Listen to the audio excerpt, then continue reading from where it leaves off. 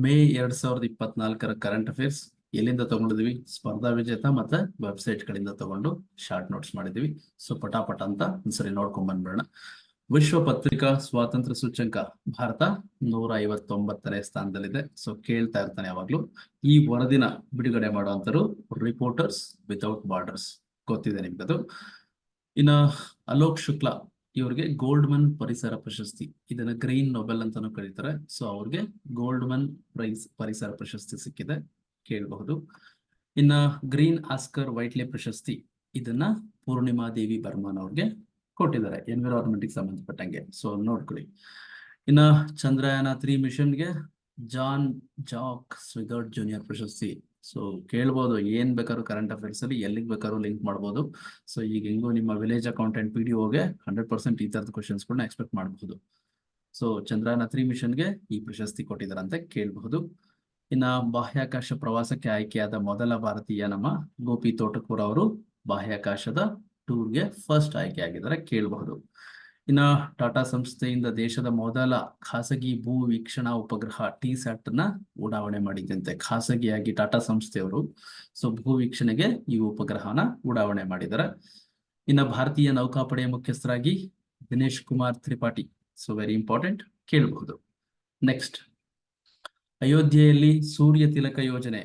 So ಆ ಅಯೋಧ್ಯೆಯ ರಾಮನ ಮೇಲೆ ಸೂರ್ಯ ತಿಲಕ ಅಂದ್ರೆ ಸೂರ್ಯನ ಕಿರಣ ಬೀಳಂತ ಒಂದು technology Indian institute of astrophysics ಅವ್ರು ಮಾಡಿರುವಂತದ್ದು. ಭಾರತ ಜನಸಂಖ್ಯೆಯಲ್ಲಿ 1ನೇ ಸ್ಥಾನಕ್ಕೆ ಬಂದ್ಬಿಟ್ಟಿದೆ, ಚೀನಾನ ಮೀರಿಸಿ. ಇನ್ನ ಉತ್ತರಾಖಂಡದ ಮನ ಅನ್ನೋ ಗ್ರಾಮ ಭಾರತಕ್ಕೆ ಎಂಟ್ರಿ ಆಗ್ಬೇಕು ಅಂದ್ರೆ ನೀವು ದೇಶದ ಮೊದಲ ಗ್ರಾಮ ಅಂತಾನೆ ಕರೀತಾರೆ, ಎಂಟ್ರಿ ಪಾಯಿಂಟ್ ಅದು. ಯಾವುದು? ಮನ, ಕೇಳಬಹುದು.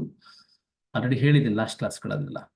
ಇನ್ನ ಇಫ್ಕೋ ಸಂಸ್ಥೆಯ ನಿರ್ದೇಶಕರಾಗಿ ಕರ್ನಾಟಕದ ರಾಜೇಂದ್ರ ಕುಮಾರ್ ಅವರು ಆಯ್ಕೆಯಾಗಿದ್ದಾರೆ. ಸೊ ಇದು ಜಸ್ಟ್ ತಿಳ್ಕೊಳ್ಳಿ. ಸೊ ಇಫ್ಕೋ ಸಂಸ್ಥೆ ಬಗ್ಗೆ ಎಲ್ಲ ಓದಿರ್ತೀರ ಎಕಾನಮಿಯಲ್ಲಿ. ಸೊ ಅದರ ಒಂದು ನಿರ್ದೇಶಕರಾಗಿ ನಮ್ಮ ಕರ್ನಾಟಕದ ರಾಜೇಂದ್ರ ಕುಮಾರ್ ಅವರು ಆಯ್ಕೆಯಾಗಿದ್ದಾರೆ. ಇನ್ನು NSG ಮುಖ್ಯಸ್ಥರಾಗಿ ನಳಿನ್ ಪ್ರಭಾತ್ ಅವರು ನೇಮಕ ಆಗಿದ್ದಾರೆ, ವೆರಿ ಇಂಪಾರ್ಟೆಂಟ್, ಕೇಳ್ಬೋದು. ಆಮೇಲೆ ಸಾರಾ ಅಂತ ಅಂದ್ಬಿಟ್ಟು ಈ ಹೆಸರಿನ ಡಿಜಿಟಲ್ ಹೆಲ್ತ್ ಕೃತಕ ಬುದ್ಧಿ ಮತ್ತೆ ಒಂದು ಟೆಕ್ನಾಲಜಿ. ಸಾರಾ ಅನ್ನೋದು ಒಂದು ಅಪ್ಲಿಕೇಶನ್ ಅನ್ಕೊಳ್ಳಿ, ಅಲ್ಲಿ ಏನಾದ್ರೂ ನಿಮ್ಮ ಹೆಲ್ತ್ ರಿಲೇಟೆಡ್ ಇಶ್ಯೂಸ್ ಕೇಳಿದ್ರೆ ಅದೇ ಆನ್ಸರ್ ಮಾಡುತ್ತೆ, ಆಯ್ತಾ? ಈ ChatGPT ತರ. ಇನ್ನು ವರ್ಲ್ಡ್ ಎನರ್ಜಿ ಕೌನ್ಸಿಲ್ ಅದರ ಮೀಟಿಂಗ್ ನೆದರ್ಲ್ಯಾಂಡ್ಸ್ ನ ರೋಟರ್ಡ್ಯಾಮ್ ಅಲ್ಲಿ ಮೊನ್ನೆ ರೀಸೆಂಟ್ ಆಗಿ ನಡೀತು. ಇನ್ನ ಗುಕೇಶ್ ಇವ್ರಿಗೆ ಫಿಡೆ ಕ್ಯಾಂಡಿಡೇಟ್ಸ್ ಪ್ರಶಸ್ತಿ, ಅಂದ್ರೆ ಚೆಸ್ ಅಲ್ಲಿ ಕೊಡುವಂತದ್ದು ಫಿಡೆ ಕ್ಯಾಂಡಿಡೇಟ್ಸ್ ಪ್ರಶಸ್ತಿ ಸಿಕ್ಕಿದೆಯಂತೆ, ಕೇಳಬಹುದು. ಇನ್ನು 2024 ಒಲಿಂಪಿಕ್ಸ್ ಪ್ಯಾರಿಸ್ ಅಲ್ಲಿ ನಡೀತಾ ಇದೆ, ಗೊತ್ತಿದೆ ನಿಮ್ಗದು. ರೀಸೆಂಟ್ ಆಗಿ ಎಲ್ಲ ಸ್ಟಾರ್ಟ್ ಮಾಡಿದ್ದಾರೆ. ಇನ್ನು ವಿಶ್ವದ ಅತಿ ದೊಡ್ಡ ಏರ್ಪೋರ್ಟ್ ದುಬೈಯಲ್ಲಿ ಬರ್ತಾ ಇದೆ, ಸೊ ಇದು ಕೂಡ ಕೇಳಬಹುದು. ಅಮೆರಿಕದ ಕಂಟೆಂಟ್ ಫುಲ್ ಕಂಪನಿ ಅಂತ ಒಂದಿದೆ, ಅದರ CEO ಆಗಿ ನಮ್ಮ ಕರ್ನಾಟಕದ ಕಾರ್ತಿಕ್ ರಾವ್ ಅವರು ನೇಮಕ ಆಗಿದ್ದಾರೆ. ಸೊ ನಿಮ್ಗೆ ತಿಳ್ಕೊಬೇಕಾಗತ್ತೆ, ಯಾಕಂದ್ರೆ ನಮ್ಮ ರಾಜ್ಯದವರು ಅಥವಾ ನಮ್ಮ ದೇಶದವರು ಏನಾದ್ರೂ ಅಚೀವ್ಮೆಂಟ್ ಮಾಡಿದ್ರೆ ಅದು ಕರೆಂಟ್ ಅಫೇರ್ಸ್ ಅಲ್ಲಿ ಗ್ಯಾರಂಟಿ ಕೇಳ್ತಾ ಇರ್ತಾನೆ. ಸೊ ನಮ್ಮ ಕನ್ನಡದವರೇ ಆಗಿರೋದ್ರಿಂದ ಅಮೆರಿಕದ ಕಂಟೆಂಟ್ ಫುಲ್ ಕಂಪನಿ CEO ಆಗಿ ಇವರು ನೇಮಕ ಆಗಿದ್ದಾರೆ. ಇನ್ನ ಕನ್ನಡದ ಮಮತಾ ಅವರಿಗೆ ಜಾಗತಿಕ ಸಾಹಿತ್ಯ ಪ್ರಶಸ್ತಿನ ಕೊಟ್ಟಿದ್ದಾರಂತೆ, ನೆನ್ಪಿಟ್ಕೊಳ್ಳಿ. ಇನ್ನ ಹಸಿರು ಹೈಡ್ರೋಜನ್, ಸೊ ಈಗೆಲ್ಲ ಫ್ಯೂಚರ್ ಅಲ್ಲಿ ಗ್ರೀನ್ ಹೈಡ್ರೋಜನ್ ಬಹಳ ವ್ಯಾಲ್ಯೂ ಬರ್ತಾ ಇದೆ. ಸೊ ಇದರ ಒಂದು ಪ್ರಾಜೆಕ್ಟ್ ಅನ್ನ ಹಿಮಾಚಲ ಪ್ರದೇಶದ ಜಕ್ರಿಯಲ್ಲಿ ಉದ್ಘಾಟನೆ ಮಾಡಿದ್ದಾರೆ, ಕೇಳಬಹುದು. ಇನ್ನು ವಿಪ್ರೋದ CEO ಆಗಿ ಶ್ರೀನಿವಾಸ್ ಪಲ್ಯ, ಸೊ ಇವರು ಇತ್ತೀಚೆಗೆ ನೇಮಕ ಆಗಿದ್ದಾರೆ ವಿಪ್ರೋ CEO ಆಗಿ. ಇನ್ನು ಭಾರತ ಉಜ್ಬೇಕಿಸ್ತಾನದ ನಡುವೆ ಸಮರಾಭ್ಯಾಸ ದಸ್ತಲಿಕ್, ಸೊ ಕೇಳಬಹುದು. ಸೊ ಕೆಲವು ದೇಶಗಳ ನಡುವೆ ಎಕ್ಸಸೈಸಸ್ ಹೆಸರಿದೆ, ಒಂದ್ ಕಡೆ ಲಿಸ್ಟ್ ಮಾಡ್ಕೊಂಡು ಓದ್ಬಿಡಿ, ಪದೇ ಪದೇ ಓದೋ ಅವಶ್ಯಕತೆ ಏನಿಲ್ಲ. ಭಾರತ ಉಜ್ಬೇಕಿಸ್ತಾನ ಅಂದ ತಕ್ಷಣ ದಸ್ತಲಿಕ್ ನಡೀತಾ ಇರುತ್ತೆ ಪ್ರತಿ ವರ್ಷ. ಮತ್ತೆ ಎವರೆಸ್ಟ್ ಮತ್ತೆ MDH ಮಸಾಲೆ ಇತ್ತೀಚೆಗಲ್ಲಿ ನೋಡಿರ್ಬೇಕು ನೀವು ಯೂಟ್ಯೂಬ್ ಅಲ್ಲೆಲ್ಲ. So ethylene oxide, very very important. Ethylene oxide ಅನ್ನೋ ಕೀಟನಾಶಕ ಅಲ್ಲಿ ಪತ್ತೆ ಆಗಿದೆ ಈ ಮಸಾಲೆಗಳಲ್ಲಿ, ಅದನ್ನ ಸ್ಟಾಪ್ ಮಾಡಿ ಅಂತ ಅಂದ್ಬಿಟ್ಟು ಸಿಂಗಪೂರ್ ಮತ್ತೆ ಹಾಂಗ್ಕಾಂಗ್ ಸರ್ಕಾರಗಳು ಆರ್ಡರ್ ಮಾಡಿದ್ದು. ಸೊ ಅದಕ್ಕೆ ಸಂಬಂಧಪಟ್ಟಂಗೆ ಇತ್ತೀಚೆಗೆ ನ್ಯೂಸ್ ಅಲ್ಲಿ ಇತ್ತು, ಕೇಳ್ಬೋದು. ಎಥಿಲೀನ್ ಆಕ್ಸೈಡ್ ಸ್ವಲ್ಪ ಮಸಾಲೆಯಲ್ಲಿ ಜಾಸ್ತಿ ಆಗ್ತಾ ಇದ್ದಾರೆ ಅಂತ ಅಂದ್ಬಿಟ್ಟು. ಇನ್ನು ಸರ್ವೋದಯ ಮತ್ತೆ ಚಿಪ್ಕೋ ಚಳುವಳಿಯ ನಾಯಕ ಮುರಾರಿ ಲಾಲ್ ಅಂತ ಇದ್ರು, ಅವರು ಇತ್ತೀಚೆಗೆ ನಿಧನರಾಗಿದ್ದಾರೆ, ಕೇಳಬಹುದು. ಕರ್ನಾಟಕ ರಾಜ್ಯ ಮಾನವ ಹಕ್ಕುಗಳ ಆಯೋಗದ ಹಂಗಾಮಿ ಅಧ್ಯಕ್ಷರಾಗಿ ನಮ್ಮ ಶ್ಯಾಮ್ ಭಟ್ರು ನೇಮಕ ಆಗಿದ್ದಾರೆ, ಟೆಂಪರರಿ ಹಂಗಾಮಿ ಚೇರ್ಮನ್. ಇನ್ನ ಈ ಮಾನವ ಹಕ್ಕುಗಳ ಆಯೋಗದ ಅಧ್ಯಕ್ಷರಾಗಿದ್ದಲ್ಲ ನಾರಾಯಣ ಸ್ವಾಮಿ ಅವರು, ಇವರು ಲೋಕಪಾಲ್ ಸದಸ್ಯರಾಗಿ ನೇಮಕ ಆಗಿದ್ದಾರೆ, ವೆರಿ ವೆರಿ ಇಂಪಾರ್ಟೆಂಟ್. ಸೊ ಇಷ್ಟು ಕೂಡ ಸ್ಪರ್ಧಾ ವಿಜೇತ ಮ್ಯಾಗಝಿನ್ ಅಲ್ಲಿ ಇರ್ತಕ್ಕಂಥ ಶಾರ್ಟ್ ನೋಟ್ಸ್. ಸೊ ಇನ್ನು ಕೆಲವು ವೆಬ್ಸೈಟ್ಗಳಿಂದ ಕೆಲವು ಕ್ವಶನ್ ಆನ್ಸರ್ಸ್ ನ ತಗೊಂಡಿದ್ವಿ. ಟಾಪ್ ಕರೆಂಟ್ ಅಫೇರ್ಸ್ ಒಂದು 25-30 ಕ್ವಶನ್ಸ್ಗಳು ತಗೊಂಡಿದ್ವಿ ನೋಡಿ, ವೆಬ್ಸೈಟ್ಗಳಿಂದ ತಗೊಂಡಿರುವಂಥದ್ದು. ಸೊ ಇತ್ತೀಚೆಗೆ Indian historical records commission news ಅಲ್ಲಿ ಇತ್ತು, ಯಾಕಂದ್ರೆ ಅದು ಲೋಗೋ ಎಲ್ಲ ಚೇಂಜ್ ಮಾಡ್ಕೊಂಡ್ರು, ಅದಕ್ಕೋಸ್ಕರ ನ್ಯೂಸ್ ಅಲ್ಲಿ ಇತ್ತು. ಅದು ಸಂಸ್ಕೃತಿ ಸಚಿವಾಲಯ ಅಂದ್ರೆ ಕಲ್ಚರ್ ಮಿನಿಸ್ಟ್ರಿ ಕೆಳಗಡೆ ಬರುತ್ತೆ. ಸೊ ಸುಬ್ರಹ್ಮಣ್ಯ ದಾರೇಶ್ವರ್ ಇತ್ತೀಚೆಗೆ ಸತ್ತೋದ್ರು, ಅವರು ನಮ್ಮ ಯಕ್ಷಗಾನ ಕಲಾವಿದರು. ಆಮೇಲೆ stock home international piece research institute ಪ್ರಕಾರ ಸೊ 2023ರಲ್ಲಿ ಡಿಫೆನ್ಸ್ಗೆ ಜಾಸ್ತಿ ಖರ್ಚು ಮಾಡಿರುವಂತ 4ನೇ ದೇಶ ಯಾವ್ದಪ್ಪ ಅಂದ್ರೆ ನಮ್ಮ ಭಾರತ. ಇನ್ನ ಪ್ರಭಾವೋ ಸುಬಿಯಾಂಟೋ ಅವರು ಇಂಡೋನೇಷ್ಯಾದ ಅಧ್ಯಕ್ಷರಾಗಿ ನೇಮಕ ಆಗಿದ್ದಾರೆ. ICC T20 2024 ಸೊ ಅಮೆರಿಕ ಮತ್ತು ವೆಸ್ಟ್ ಇಂಡೀಸ್ ದ್ವೀಪಗಳ ನಡೀತಾ ಇದೆ ಈ ಸರಿ. ಸೊ ಅಮೆರಿಕ ಎಲ್ಲ ಬರ್ತಾ ಇದೆ T20 ಆಡೋದಕ್ಕೆ. ಸೊ ಅದರ ಬ್ರ್ಯಾಂಡ್ ಅಂಬಾಸಿಡರ್ ಆಗಿ ಉಸೇನ್ ಬೋಲ್ಟ್ ಅವರು ನೇಮಕ ಆಗಿದ್ದಾರೆ, ಕೇಳಬಹುದು. IPL ಇತಿಹಾಸದಲ್ಲಿ 200 ವಿಕೆಟ್ ತೆಗೆದಂತ ಮೊದಲ ಬೌಲರ್ ಯಾರಪ್ಪ ಅಂದ್ರೆ ಯಜುವೇಂದ್ರ ಚಹಲ್, ಸ್ಪಿನ್ ಬೌಲರ್, ನೋಡಿದಿರಲ್ವಾ ಅವರು. ಇನ್ನ ಜ್ವಾಲಾಮುಖಿ ಮೌಂಟ್ ಎರೆಬಸ್ ಇತ್ತೀಚೆಗೆ ಸುದ್ದಿಯಲ್ಲಿತ್ತು, ಯಾಕೆ ಅಂದ್ರೆ ಅದು ಬೆಂಕಿ ಉಂಡೆಗಳನ್ನು ಉಗುಳಿತ್ತು, ಅದಕ್ಕೆ ನ್ಯೂಸ್ ಅಲ್ಲಿತ್ತು. ಅದು ಅಂಟಾರ್ಟಿಕಾದಲ್ಲಿದೆ.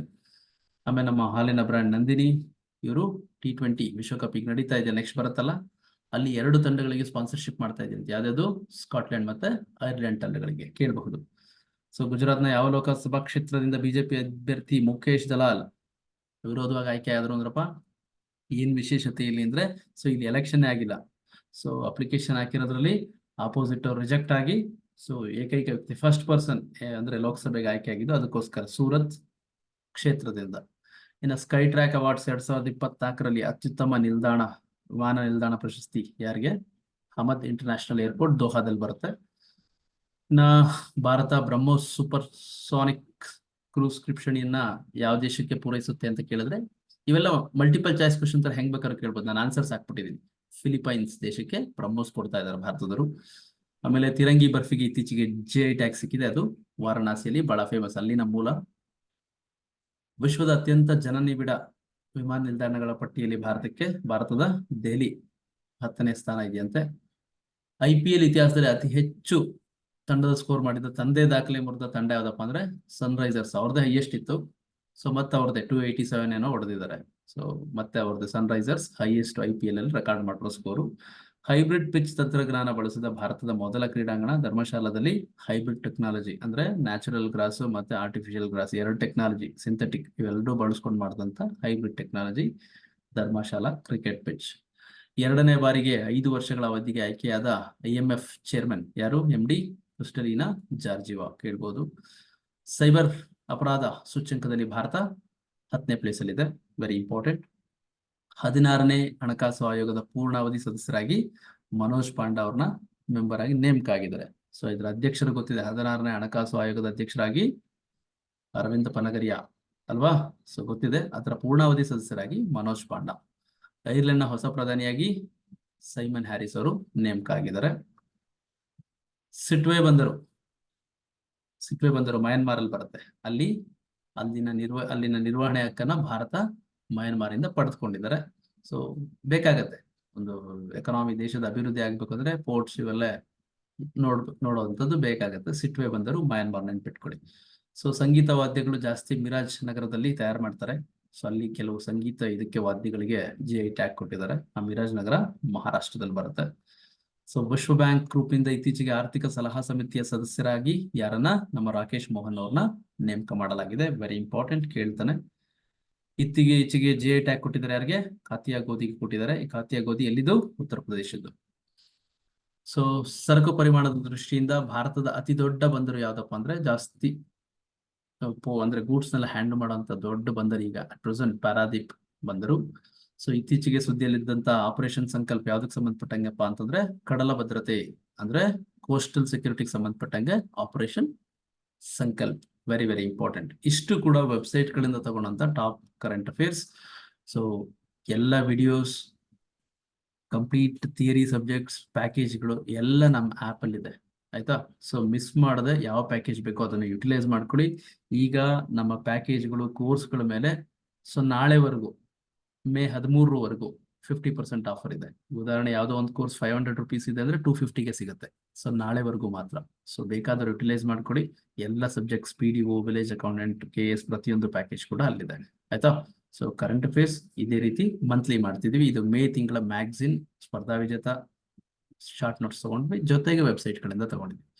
ಸೊ ಚೆನ್ನಾಗಿ ಓದಿ, ಸಿಗೋಣ ಮತ್ತೆ ಯಾವ್ದಾದ್ರು ಹೊಸ ವಿಚಾರನ ತಗೊಂಡು, ಅಂದ್ರೆ ಹೊಸ ಸಬ್ಜೆಕ್ಟ್ ಯಾವ್ದಾದ್ರು ಡಿಸ್ಕಸ್ ಮಾಡೋಣ. Thank you very much. Bye, take care.